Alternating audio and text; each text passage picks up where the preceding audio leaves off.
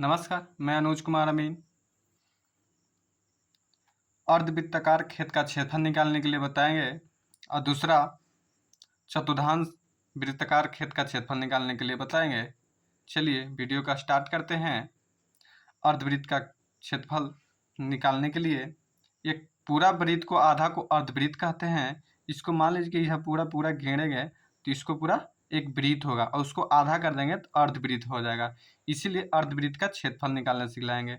इससे पहले आप चैनल को सब्सक्राइब कर लीजिएगा, लाइक कर लीजिएगा। जो बात नहीं समझ में आए, कुछ डाउट रह जाए तो आप कमेंट कीजिएगा, ठीक। सब्सक्राइब जरूर कर लीजिएगा, पक्का, सही में। चलिए स्टार्ट करते हैं। अर्धवृत्त है, पहले से बना चुके हैं। यहाँ से यहाँ तक त्रिज्या हो जाएगा, ठीक। चिन्ह पार चुके हैं, ठीक। इसको त्रिज्या कहेंगे। चलिए खेत, यहाँ से यहाँ तक त्रिज्या इसको कहेंगे, यहाँ से यहाँ तक त्रिज्या, यहाँ पूरा को व्यास कहेंगे। तो यहाँ हम खेत है तो यहाँ से यहाँ तक नाप लेंगे। तो यहाँ से यहाँ तक नापे हम तो कितना आया 150 फीट। ऐसी कोई ले लिए वर्ड 150 फीट हो गया, नाप ले लिए।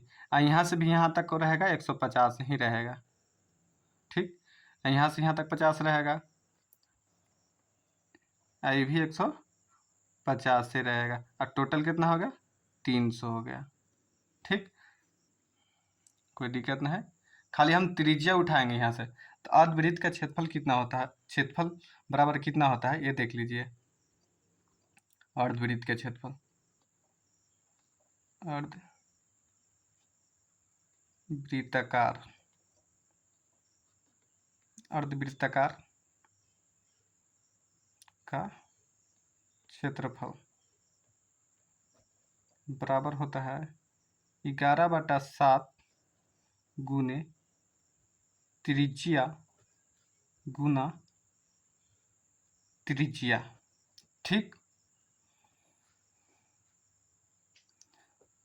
लिख देंगे 11/7।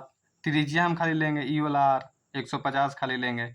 सिर्फ इश्यू का नापना, ये तो हम बता दिए, कोई दिक्कत नहीं है। सिर्फ यहाँ से यहाँ तक नाप लीजिएगा आप, बस इतना ही निकल जाएगा। त्रिज्या 150 आया गुना 150 गुना 150, ठीक। अब दोनों को भाग करके गुना कर लीजिएगा, देख लीजिए आप, भाग करके गुना कर रहे हैं। 11/7 बराबर इतना, और गुना 150 गुना 150 बराबर कितना आ गया 35,357.4। लिख देंगे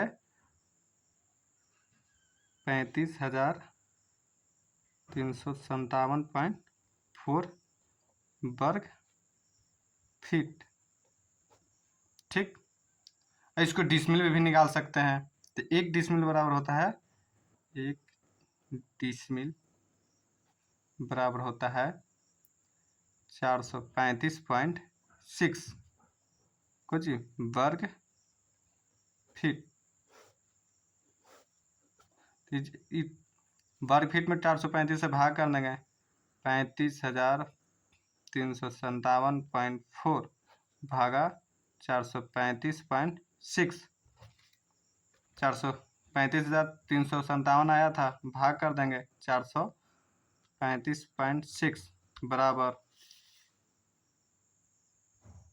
81.168 हो जाएगा, डिसमिल आ गया, ठीक। अब दूसरा का निकालेंगे। चतुर्थांश वृत्त का क्षेत्रफल यानी पूरा वृत्त के चौथा भाग, पहले से हम पढ़ चुके हैं। पूरा वृत्त के चौथा भाग, चलिए यहाँ से यहाँ तक हम नाप लेंगे। मान लीजिए भी इसको त्रिज्या ही कहते हैं, इसको त्रिज्या कहेंगे यहाँ से यहाँ। तो इसको भी मान लीजिएगा 150 फीट ही है, ठीक। तो चतुर्थांश वृत्त का क्षेत्रफल बराबर क्या होता है, फॉर्मूला चतुर्थांश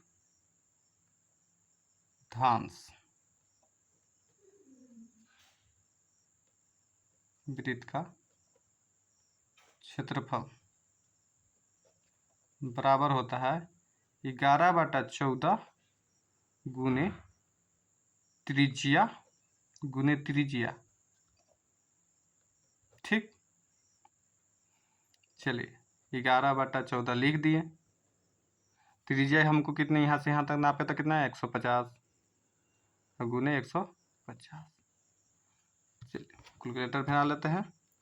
तो 11/14 बराबर इतना गुने 150 गुने 150 बराबर आ गया 17,668। 17,668.56 आया था, पॉइंट में आया था 56।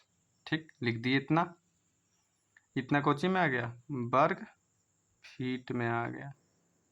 इसको भी डिसमिल में बदल देते हैं। तो 1 डिसमिल बराबर हम कितना बताए थे आपको, 1 डिसमिल बराबर 135/135.6 होता है। चलिए तो डिसमिल बराबर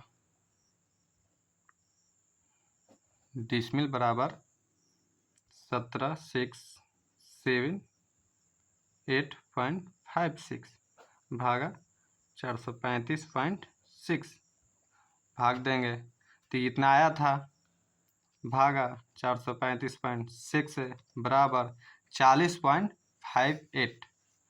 कितना आया 40.58 आया